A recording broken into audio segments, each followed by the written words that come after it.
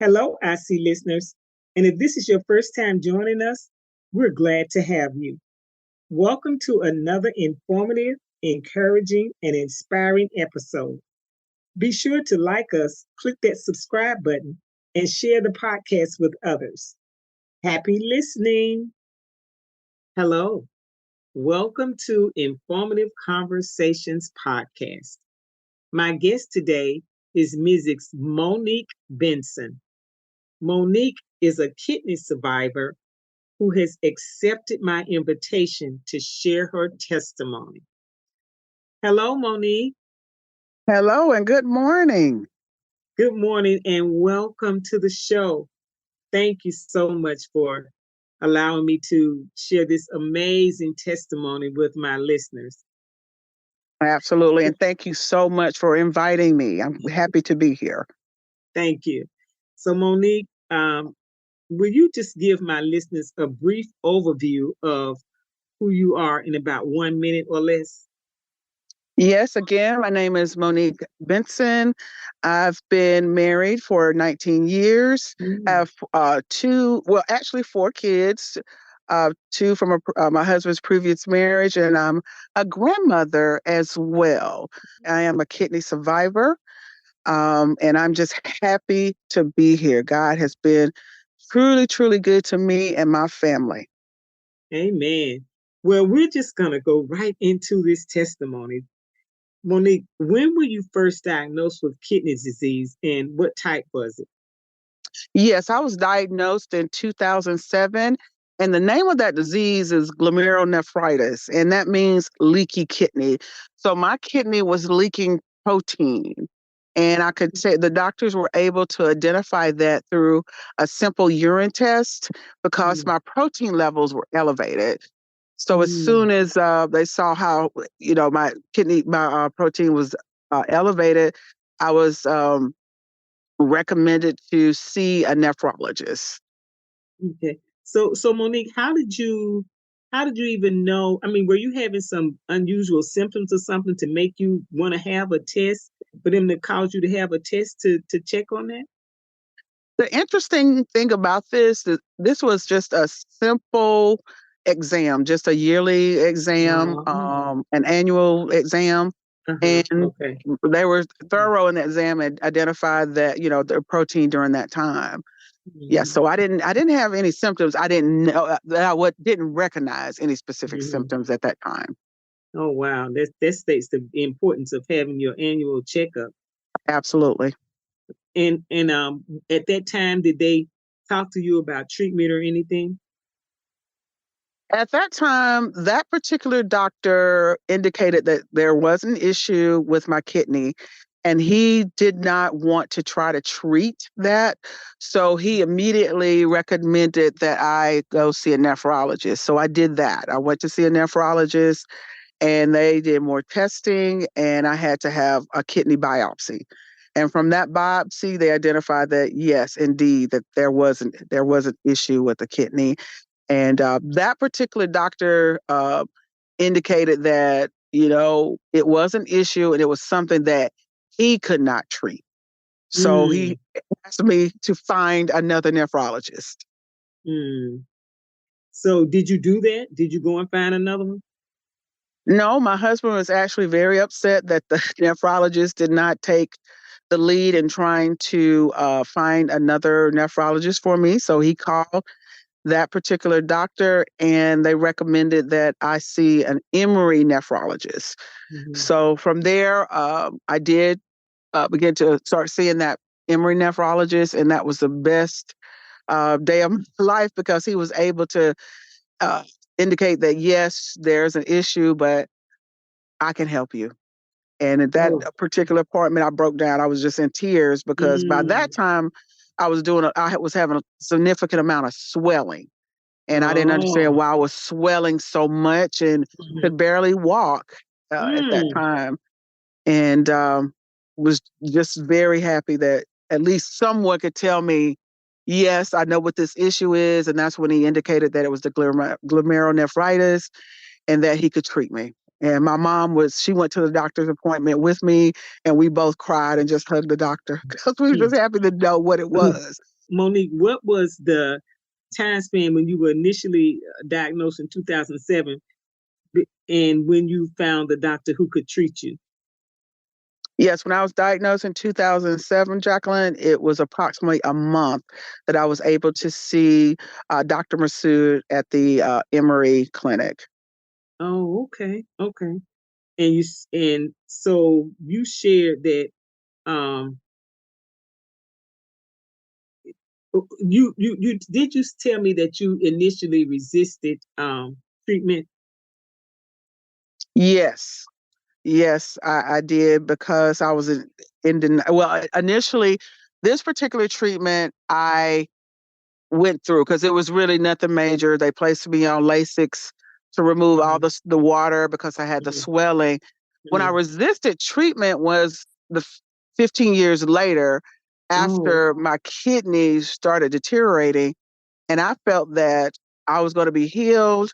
God was going to heal me, so there was no Mm-hmm. need to go on dialysis. Oh, okay. Okay, so I want to back up. I just want to make sure I'm understanding this. So in 2007, you were diagnosed, and you were diagnosed just from going to have your annual checkup, and they found high levels of protein in your body. Yes, So then that particular doctor couldn't treat you, and a month later, you found someone that could treat you. But in between that time, you said you started having swelling in your body. So you didn't have any symptoms before, but then after your diagnosis is when these symptoms started showing up. Is that correct? that's correct. And Wow. honestly, Mm-hmm. Jacqueline, Mm-hmm. when I think back, I had some issues when I was in college with swelling in my legs.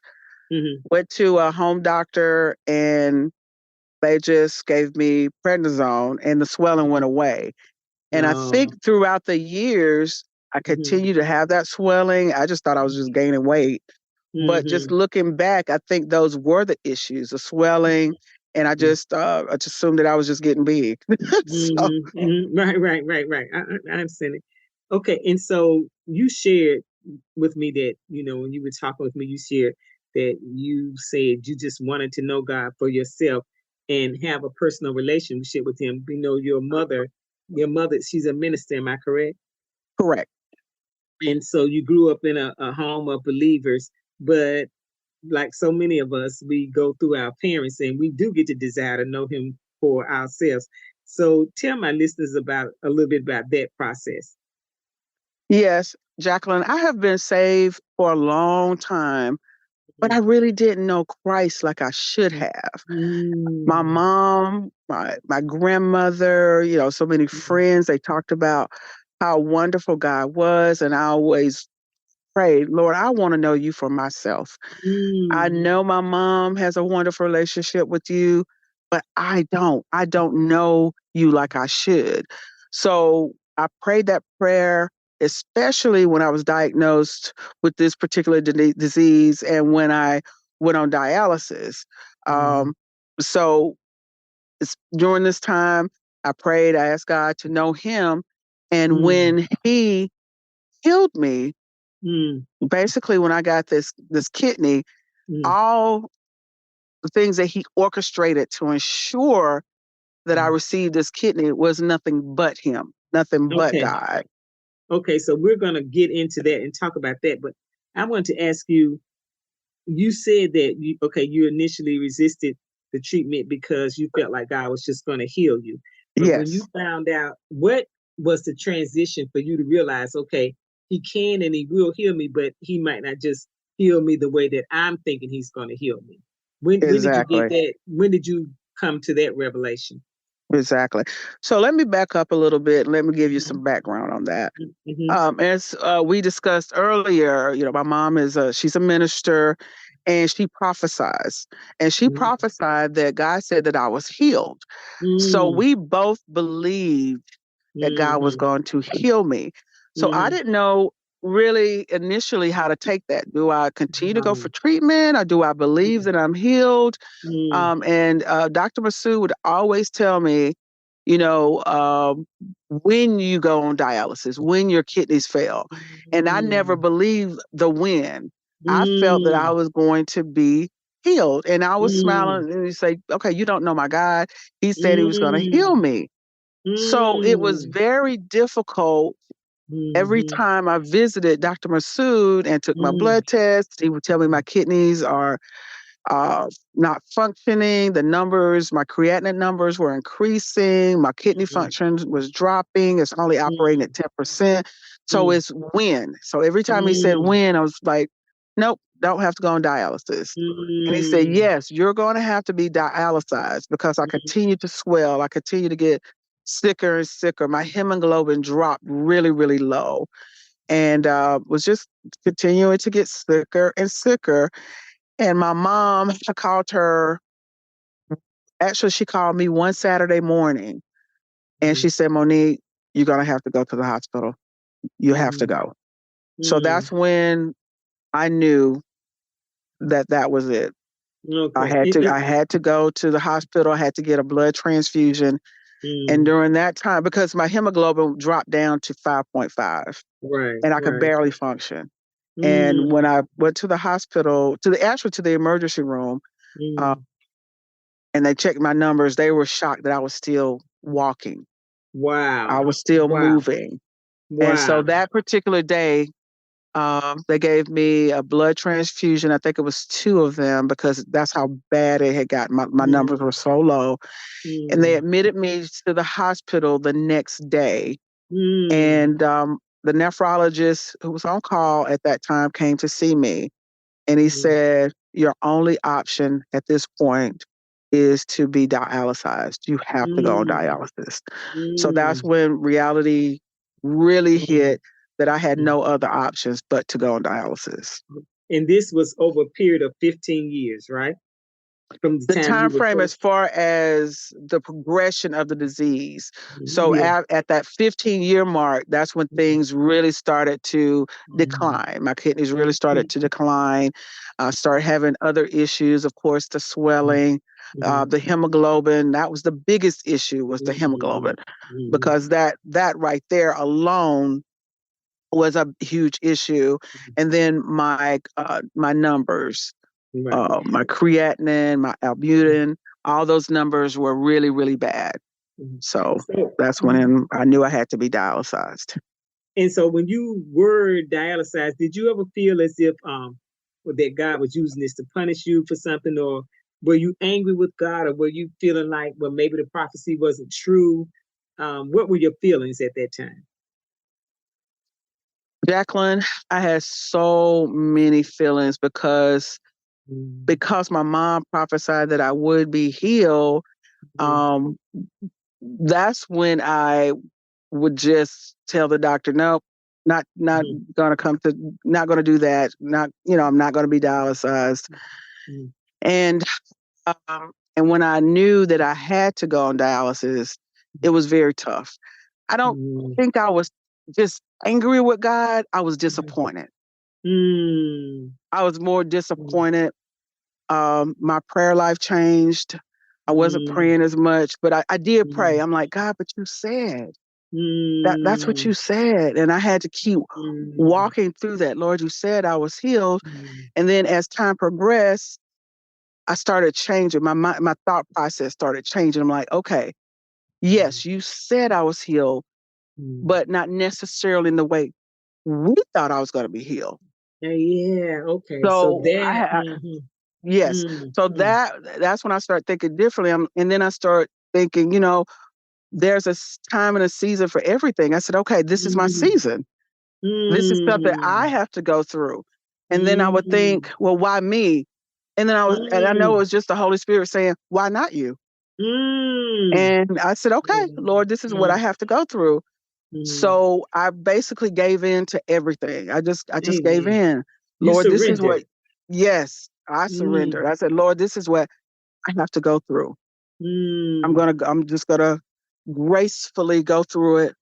I'm not gonna let it get me down. I'm gonna continue to go as much as I possibly can. And that's what I did. Amen. That's what I did. I continued to go to church. I continued to do the things that I could do. Um, as things progressed, I did start getting sicker, sicker, and couldn't do as much as I wanted to, but I didn't give up. Amen. Amen. So now you did not give up and you came to the revelation that it could be a different way, a different path. So now I want you to share with my listeners what took place after you were not able to find a match. Because at this point, you know you needed a kidney, but you weren't able to find one within your family and your friend circle. So tell my listeners what took place after that.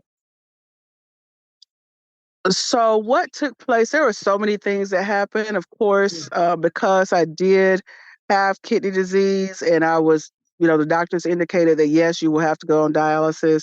So the next step, of course, was your next step would be kidney transplantation. Um, had to go through several processes as far as ensuring that I'm eligible, that I'm a good candidate to Mm, be on the just on the for the kidney transplant list itself, and that would be the deceased kidney list.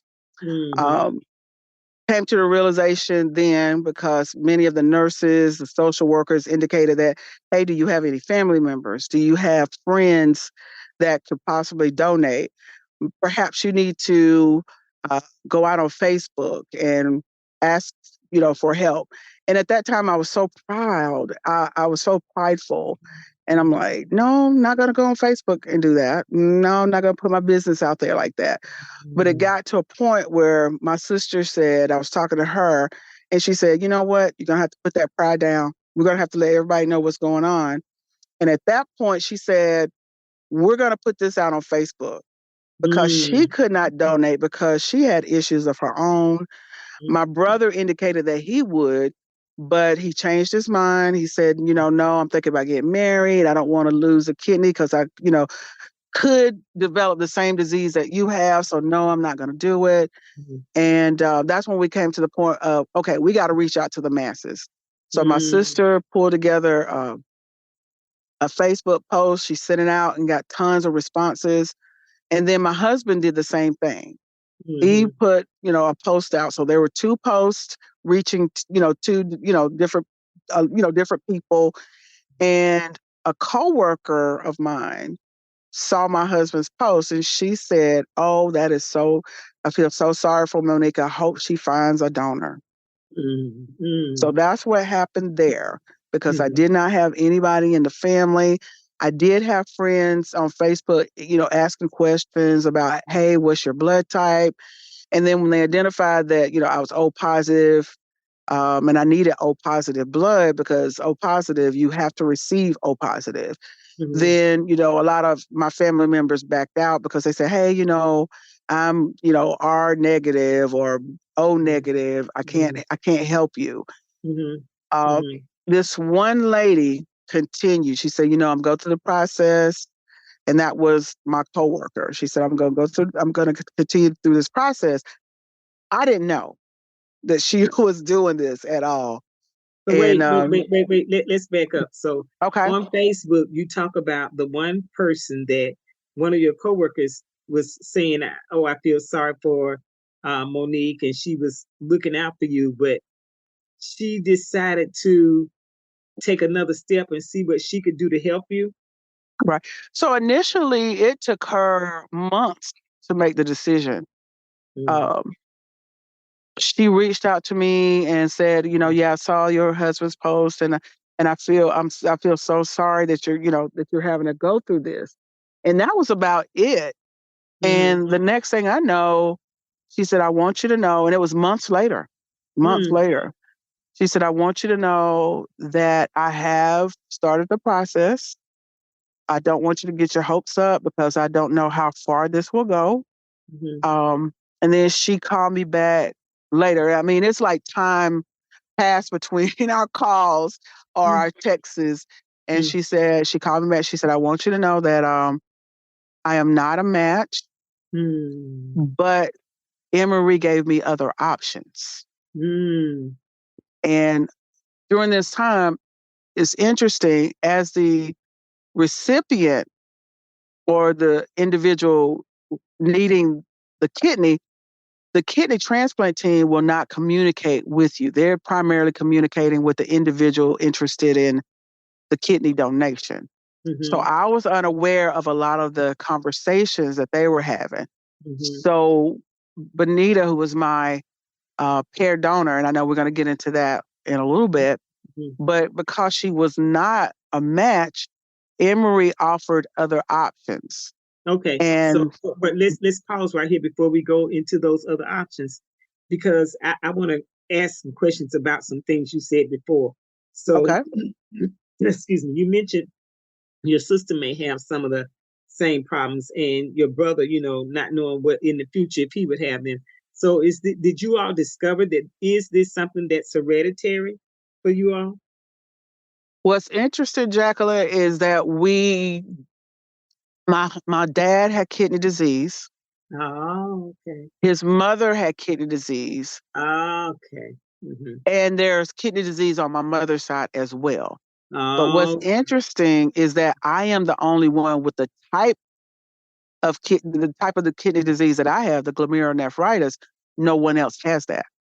oh, okay. And the Okay. question has always been asked, what type of glomerulonephritis and what caused it? Okay. Okay. And then, so something else I wanted to ask you is, you talked about initially being put on the kidney donor list for deceased people. Yes. And you said that there were some qualifications that they were checking to see if you even qualified for that. What were some of those qualifications that you had to meet? First of all, the biggest one that really got me was a weight qualification. Wow. Yes. And I had to go through numerous tests, MRIs, all sorts of things. So they're checking your insides, ensure everything is okay there. Tons of blood tests. They also wanted to ensure that if I received another kidney, would the glomerulonephritis affect a new kidney? So they identified that that would not be the case, that it was just affected the kidneys that I currently have. But the biggest issue that stopped the whole process when I went in for all my testing was I was overweight. Now, but you were overweight because of the fluid, am I correct? Correct. So they So didn't take in consideration that once you received the kidney, that the fluid would leave, or is that not the case? nope, that was not the case. I had to lose the weight. I had to Oh, lose the weight. okay. So I did lose the weight. I lost close to 40 pounds. Okay. So I was once I lost those 40 pounds, then I was able to be placed on the deceased kidney donor list. Oh, okay. Okay. And so now during this time, you're on the deceased kidney donor list, but now let's go back to your coworker who is still going through the process. And like you said, she's realized she's not a match, but Emory has given her some other things. So tell my listeners about the other offers that Emory gave her. Okay. So the option that Emory recommended was the pair donor, and that's pair donor program. And with Okay. this, if Benita's eligible or she's eligible to donate a kidney, she would be able to give her kidney to another recipient. And that would guarantee me a kidney as well from someone else, someone that's, O positive, that matches, my blood Oh, type. oh wow.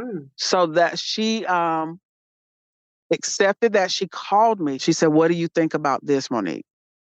And of course, needing a kidney, I said, "Absolutely. Let's take that route." And she proceeded with the process. And anytime that she had to go for testing or anything like that, when she started the test, I did not know she started testing. And one day I saw a text come across and it said Emory Transplant Center. And she said, "Guess where I am?" And I was just in disbelief that she was proceeding with everything. And so she did this. She went and had her kidney removed to donate. No, at this time she had to go through tons of testing, just like I had to. Okay. As far as a heart MRI, she actually had to have a colonoscopy, had to have making sure she had a breast exam. It was just tons of things on the Oh, checklist that she had to do. wow. She had to do multiple urine tests. Uh, Wow. yeah, yeah, Mm. So it took her a while to go through all these testing and the yes. process and everything. So Hmm. after that, how long was it after she'd gone through all that for them to actually say, okay, you qualify for a kidney donor? Qualified to be a kidney donor Mm. because it took close to a year Wow. for her to complete all her tests. It was like between 8 to 12 months to finish everything because she would take the test, and of course, they would have to conduct their test and go through to ensure that all her blood work was good, the urine was fine, the electrocardiogram was fine, the everything was good. So it was just time in between. So to Mm. finalize everything, yes, it took a while before they said, yes, you can be a donor. I did Wow. not realize that the process was so involved. Had Mm-hmm. no idea, neither did she. Mm-hmm. Um, but she did talk to me about it. And she said it was a very long, long process. And she didn't realize how much she had to do, but she did finish up everything. But the goal was to ensure that when Benita gave her kidney, that I would get a kidney that same day. So we should have been in the hospital at the same time. Mm-hmm. Mm-hmm. But it was taking so long for this process for them to find a kidney for me. Mm-hmm. So what Emory did is they offered another option, which is the voucher program. This is something I've never heard of. They Mm-hmm. did not talk to me about that. They did not discuss it with me. Initially, they discussed this with Benita. And Mm-hmm. they said, Benita, in order to move you and Monique up on the list, we're going to have to split you guys. We're no Mm-hmm. longer going to have you on the living donors list together. In order for Monique to move up faster, we're going to have to split you guys up. Mm. But the caveat here is that you may go before Monique and she will have to Wow. wait longer. So Benita was really concerned. Of course, I was concerned as well because we did not want Benita to give her kidney and then they failed to give me one. Right, right, right. Mm-hmm. Right. So she called me in April Mm. and she said, Monique, Emory called me today and they've scheduled my surgery for May 12th. Mm. Mm. And she said, I don't know. She said, did they call you? I said, no, they did not contact me at all. Mm. She said, well, I want you to know I'm scheduled. I'm going in. I'm a little nervous about it. I Mm. have discussed this multiple times with Mm. Emory that Mm. I'm only donating for Monique and you have to ensure that she gets a kidney. Mm. So on May 12th, she went in, she donated her kidney. Wow. Um, she was scheduled to be out of the office for 6 weeks, Mm. but she was so healthy that she was able to go back to work in 2 weeks. Wow. Wow. Yes, yes. Mm. So after those 2 weeks, her concern was only about me. Mm. Have you received a call from Emory? Have they talked to you about a kidney? And she continued, so that was May. Mm.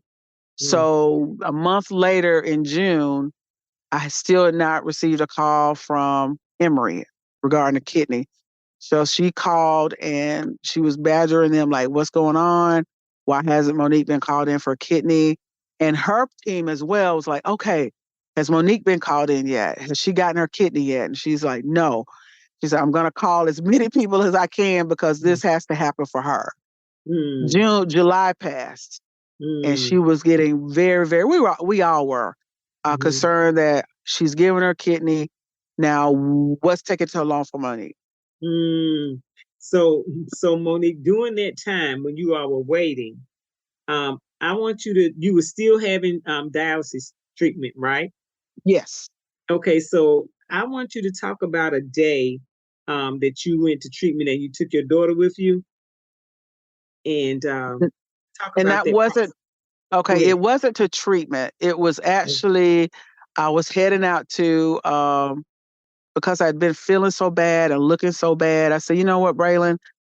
Um, and I talked to my husband Ty. I said, I'm gonna get up and go get my lashes done. Although didn't feel good, I Mm, just wanted to do something normal, mm, something that I would mm, normally do. So mm, this particular morning, I got up. I was feeling kind of off. I ate a little bit, couldn't really eat that much. And I typically go to my lash appointments alone because my mm, daughter says, you know what, I'm not waiting. It takes too long. So I'm just going to stay home and you come pick me up afterwards. Well, this mm, particular morning, mm, my daughter said, Mom, I'm going with you. And I looked around. I mm, said, really? She said, yeah, mm, I want to go with you today. mm, mm, So I said, okay. And mm, I said, okay, this is good because I'm not feeling 100%. So it'll be good that she's with me. mm, And as I was driving, this appointment was in Duluth. So that's about 30 minutes from where I live. mm, And as I was driving over, start getting sicker and sicker, just feeling really, really bad. I mm. felt like I was just going to fall asleep Oh, because I wow. remember getting off the exit and I started drifting. And my daughter Mm, said, "Mom, you're drifting off the road." And I was like, "Oh, okay, mm, okay." And I kind of pulled myself together. I said, "I'm not feeling well. I'm not feeling well." mm, I said, "Maybe I need to eat." So we stopped mhm, and grabbed Wendy's. We mhm, sat there and ate, and then I realized I said, Braille, I'm not going to be able to make this appointment. I'm feeling really, really bad. I just don't know what's going on. So she got on the phone and called my husband and said, Hey, Dad, Mom cannot drive home. She is feeling mm, that bad. And I said, I think I'm going to be okay, Braille. I think I can drive myself home. But I continue to feel much worse. mhm, And I said, you know what, Braylon, I think I'm just going to drive myself to the emergency room. mm, And she said, Mom, just don't drive at all. My husband was screaming, don't drive, just stay where you are. I said, no, I think I can just drive myself to the emergency room or maybe drive myself home and then you take me to the emergency room. So when I mm, drove out of the Wendy's parking lot and I mhm. took the right, Jacqueline, I could not see cars. Oh, Jesus.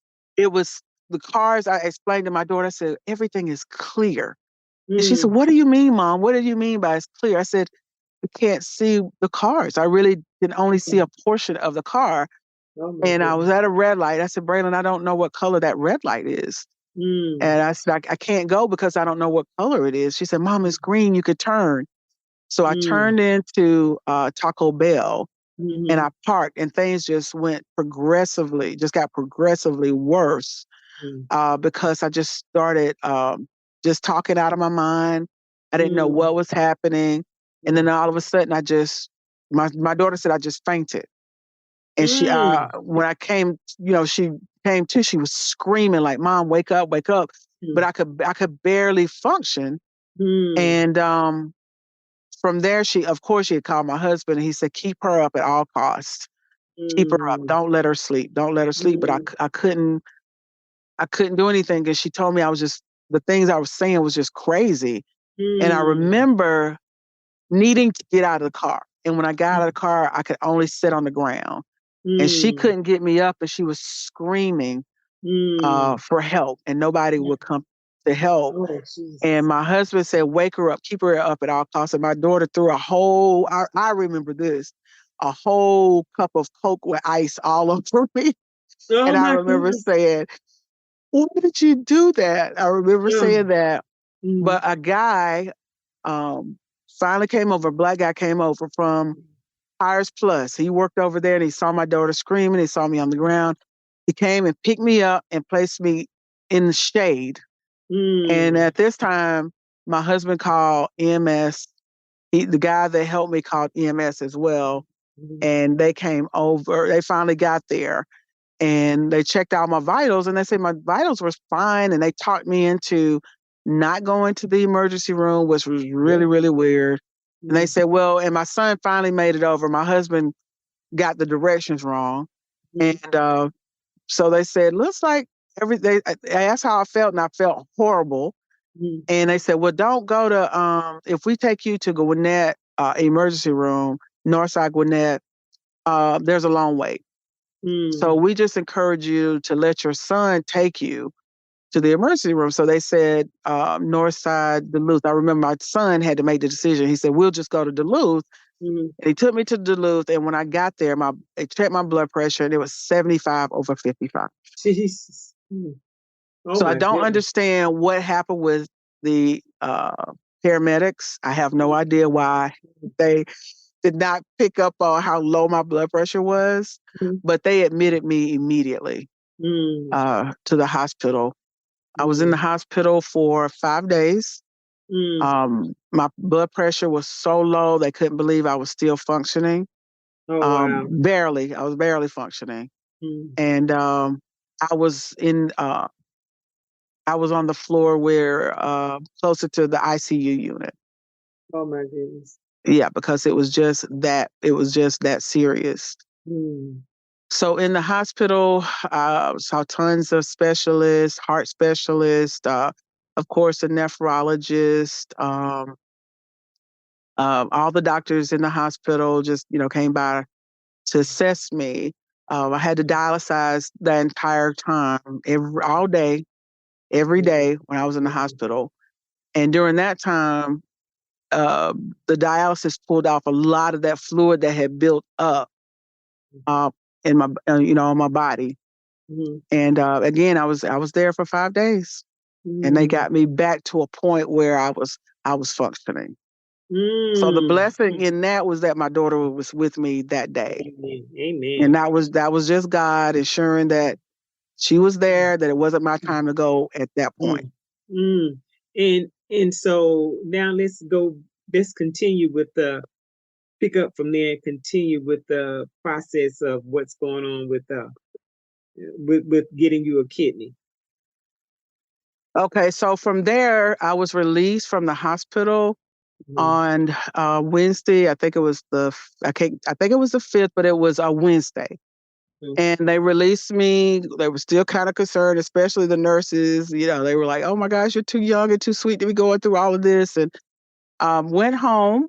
As I indicated, had got my blood pressure stabilized. My dialysis was going well. I lost like 13 pounds because of I'm sure the eating too, because they ensured that I was on a renal function diet, a renal diet. And the next Wednesday, 1 week later, drove home. I was on the phone with a friend and a call came through. It was a 404 number. And I said, don't know who that is. And I didn't answer the phone. And then I said, let me look down and see, because a text came through and it says, this is Emery. This is Wendy. Could you give me a call back immediately? And Wendy was my kidney coordinator.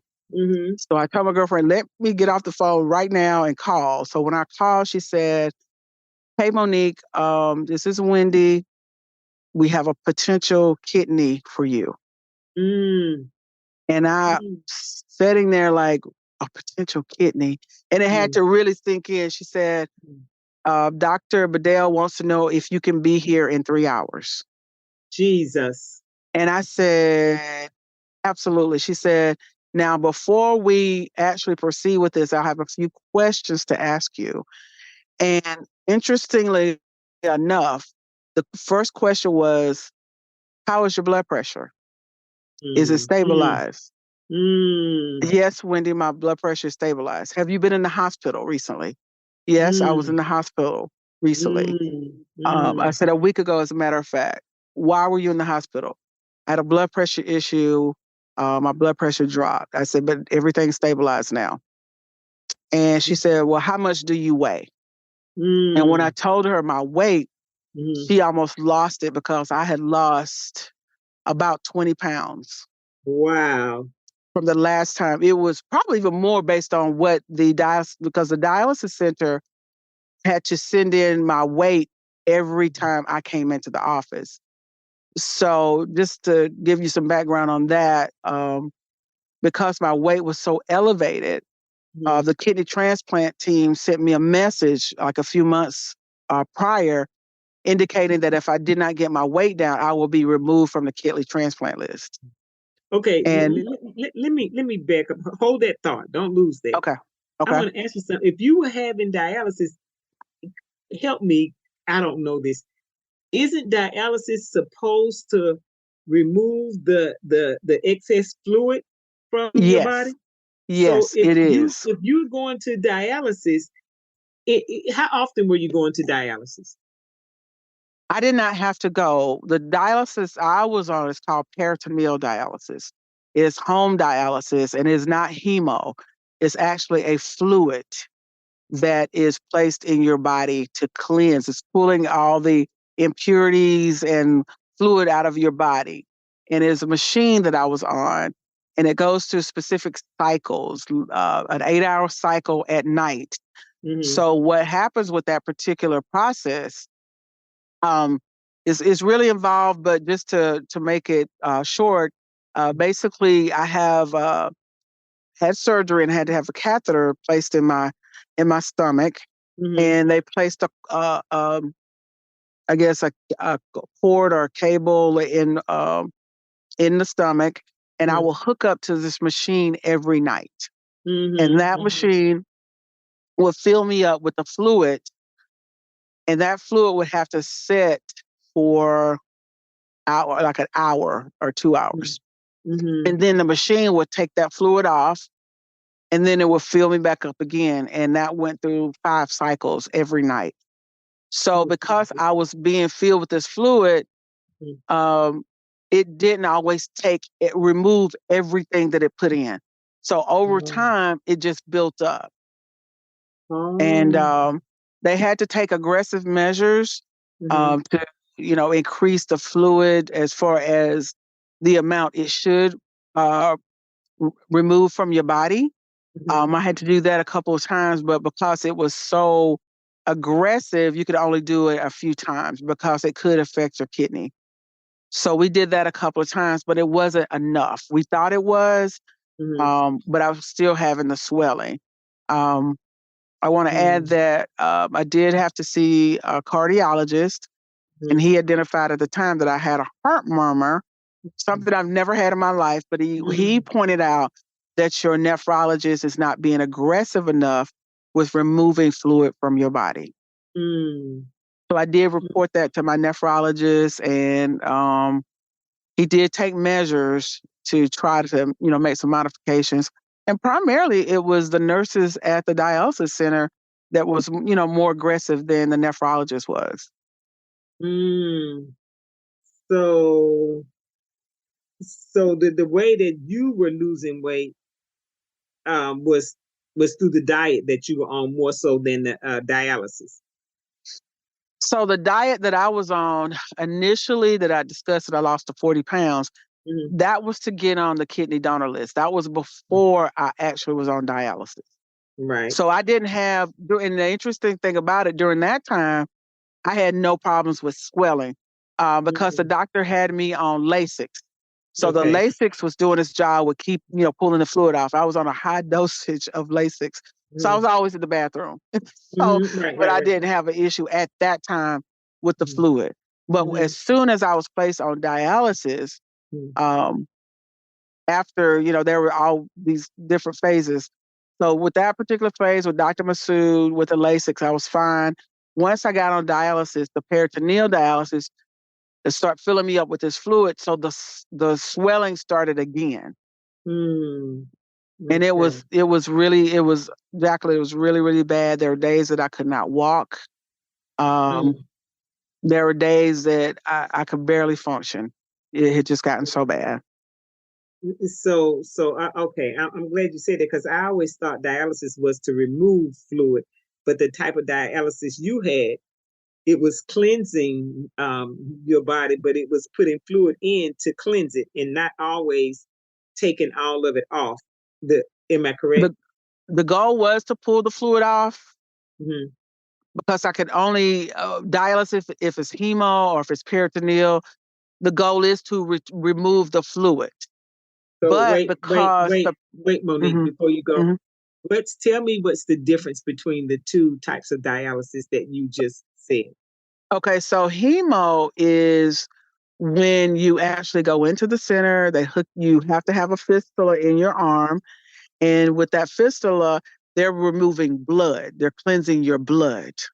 Okay. So they're taking the blood out, cleansing it, and placing it back in your body.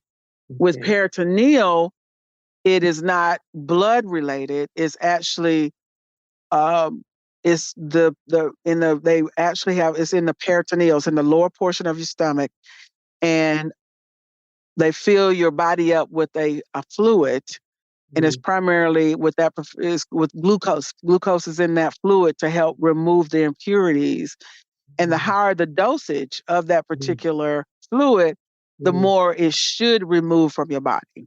So they fill Wow. your body up in the peritoneal, Mm, and then it drains it. So at mm, night, it should pull off that fluid. So in the mornings, we will have a particular number that we were looking at, like, okay, you should have pulled off X amount of okay. fluid per night. Okay. And there would be days that I would get up, I would go to bed and I'm swollen Mm, because, just sitting and all that kind of mhm. stuff, I'm swollen. But when you get on the dialysis machine the next morning, I would look at my legs or my hands and I was like, okay, it pulled a lot of the fluid off. But the Okay. issue was when there were nights that it didn't uh, pull off enough fluid, you would think that the next night it would pull additional, but it didn't pull enough off. So that's why we had to go to more of the aggressive treatment to do that. Those Mm, aggressive treatments was when the um, dosage increased to pull mm, more of that fluid off. But mm. over time, because I was on peritoneal dialysis for almost 2 years, so over Oh. time, um, it just built up more. And Mm, what's interesting is that I never saw my doctor. We mm. only had televisits. So he Oh. never was able to put eyes on me. He depended Oh. solely on the dialysis center Mhm. to assess me. And Oh. so yeah, Oh, okay. So if you were doing this at home though, why were you going to the dialysis center? because I had to have tests every month. I had to do blood tests. As I indicated before, I had an issue with hemoglobin, so they had to give me Mm-hmm. iron infusions. They had Mm-hmm. to weigh me, all of Mm-hmm. that. That's they have to track you and make sure that Mm-hmm. everything is progressing as it should. Those numbers also had to be communicated to Emory, the Emory transplant team, because they wanted to ensure that, to know how I was progressing with dialysis, because if I wasn't progressing as I should, then that would alert them that maybe she's not a good candidate for a kidney.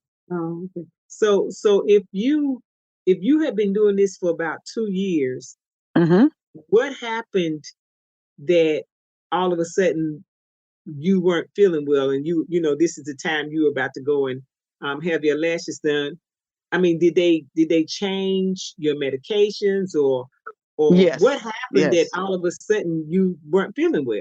yes. So what happened with that was I was continuing to have an issue with blood pressure.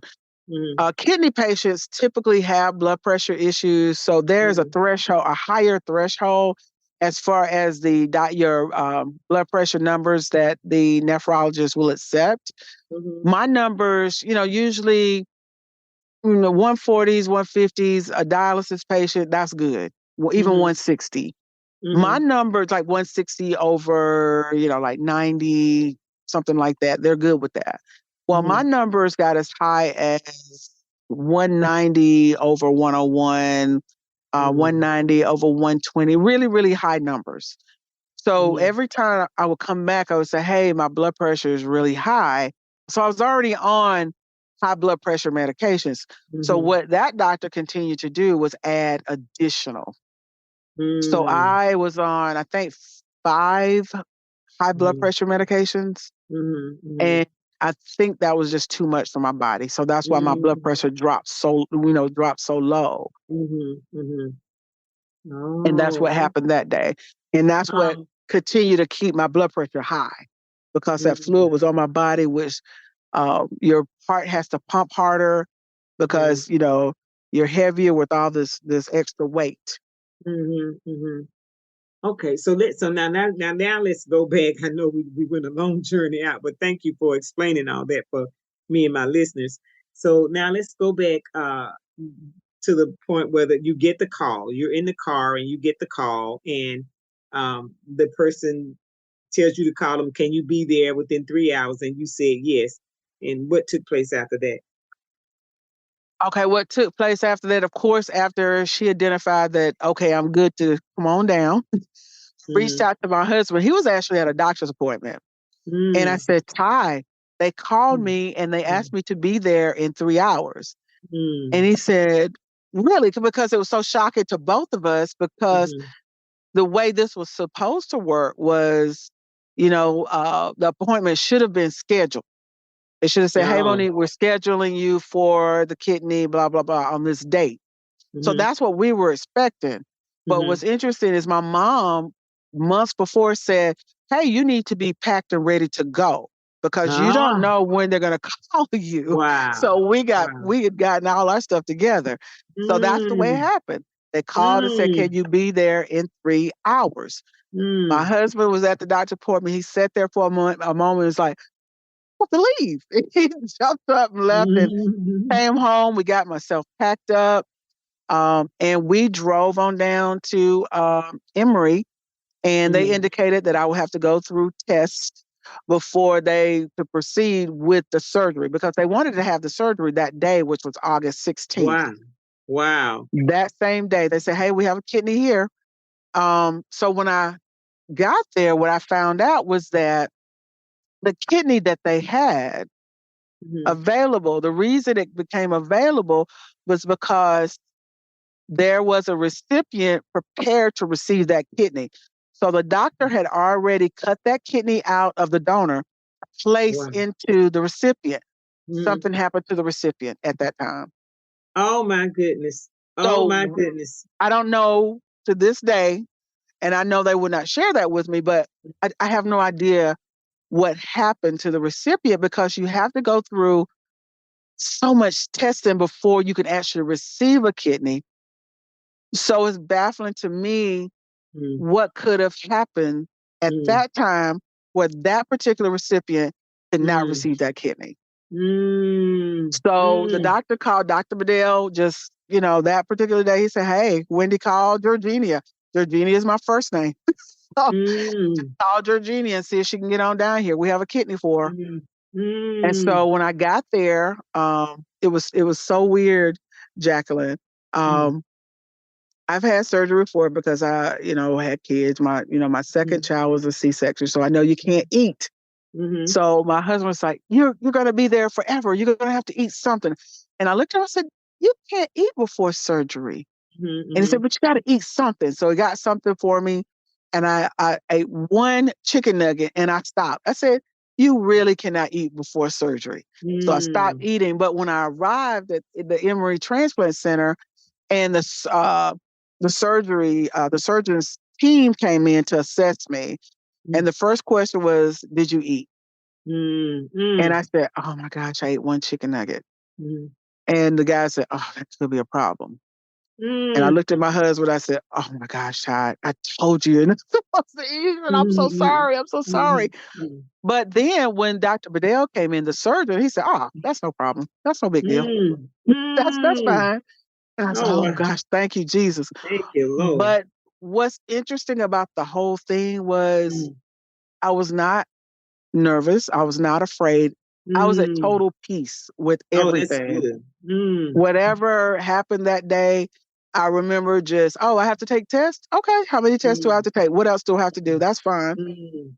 And they came back and they Mm. said, we're not sure yet because we have to ensure that the kidney that you're going to receive matches your blood type, and several other things that they had to ensure was fine on my end as well as with the new kidney.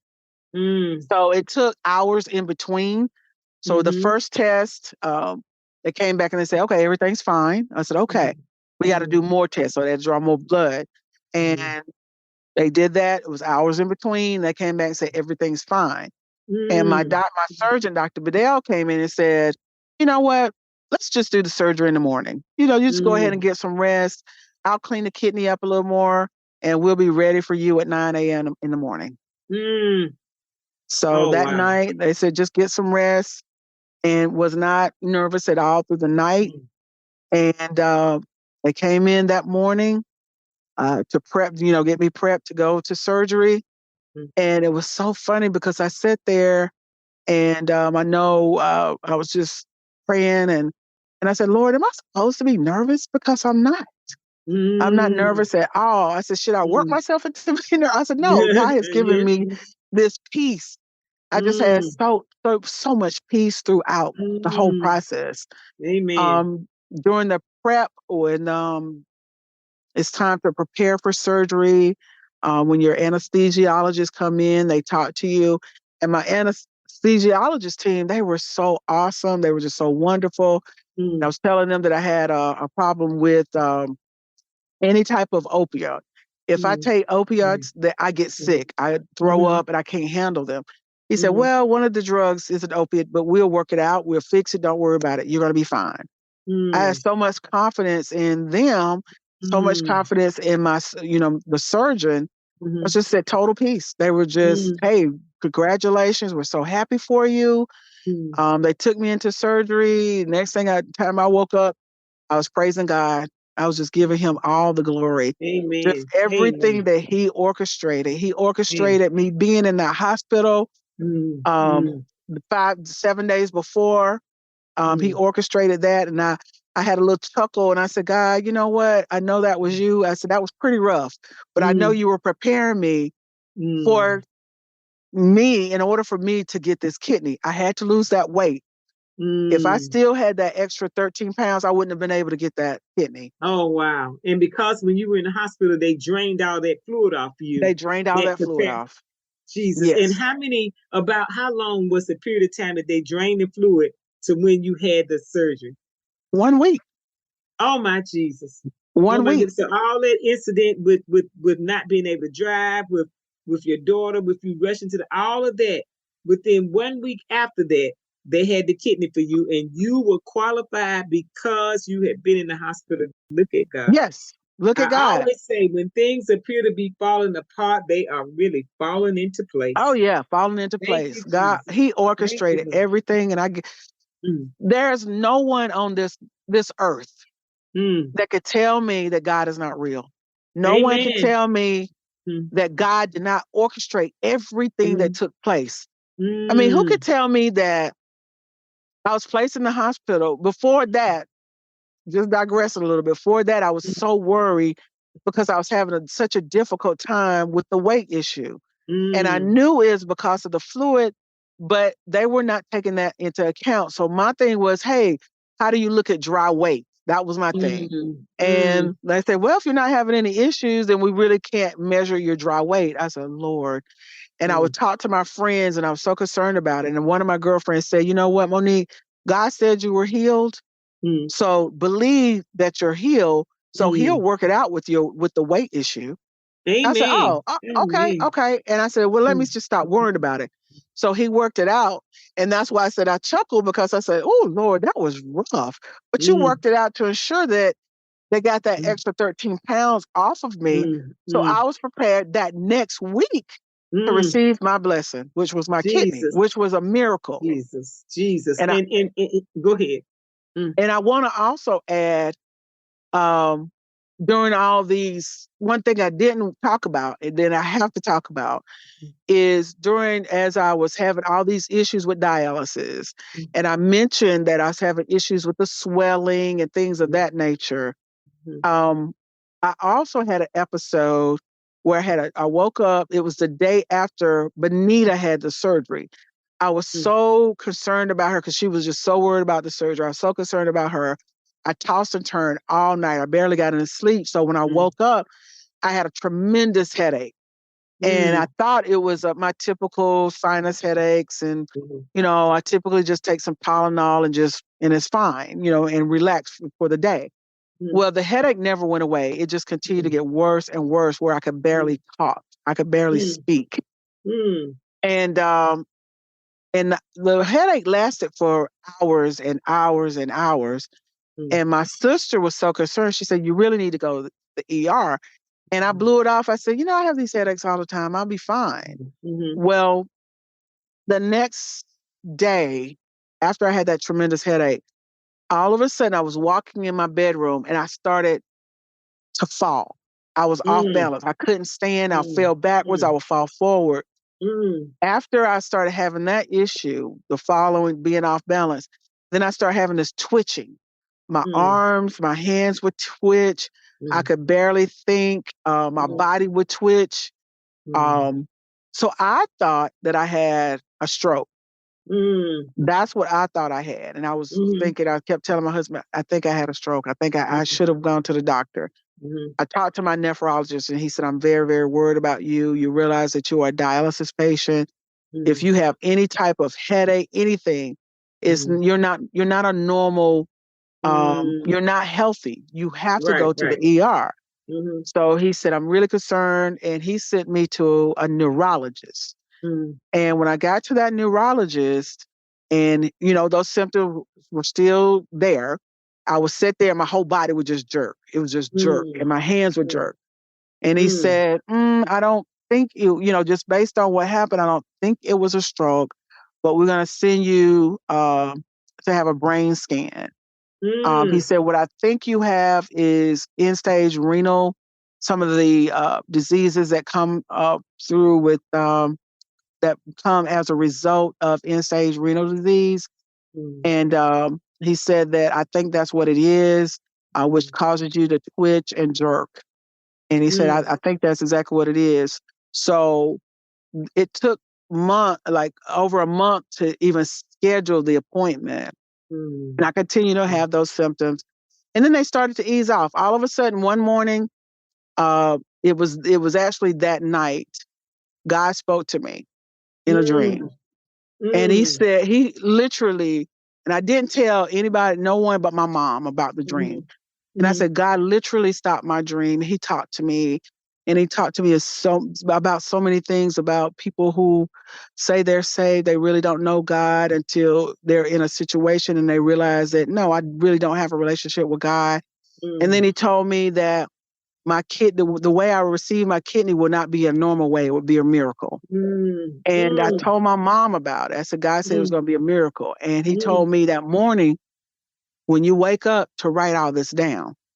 So mm, when I woke up that morning, I said, "I give me a notebook." And I was mm, so tired because I was having issues with sleeping. But mhm, that particular night, I was able to get some rest. And when mm, I woke up, I wrote down everything God said. And the biggest thing that stood out to me was the miracle, that it mm, wouldn't be, hey, here's your kidney. It's going mm, to be where it was me. That's mm, exactly what he said. And he mm, did exactly that. What mm, happened was nothing short of it was a miracle. Who mm. would cut a kidney out to put in a recipient, but the recipient can't receive it? So they decide Jesus. to call me to come Mm, down and get the kidney. mm, None but God. mm. The Nobody week but him. before, he prepared me where my weight would be where it Mm-hmm, should be. My BMI was mm-hmm, below the number that I needed. Nothing mm. but God No orchestrated one, no one, everything. nobody but Jesus. And your daughter going with you, And but my daughter Monet, going with me. And and Monet, he even, didn't. Go ahead. I say, even going back to Benita, Mm-hmm, how many people do you work with and you're just a friend, but not a friend where, hey, I'm gonna give you a kidney? Not mm. that kind of Yeah, friend. yeah, and correct me if I'm wrong, but the way I understand it, you all don't even work in the same departments. No, The two of you, nobody but Jesus. nobody And but Jesus. he speaks to his people that we are helpers one of another. Okay, so God didn't stop there. Be sure to tune in to part 2 to learn more about what God did. He has not finished blessing Monique. In part 2, we get a chance to speak with Monique's husband, Tyrone Benson, and her donor, Benita Paulson. Don't forget to like us and click that subscribe button so that you don't miss any episodes. Also, would you help us spread the word about the podcast by sharing it with a friend and posting it on your social media? We all deserve to be encouraged and inspired. Thank you.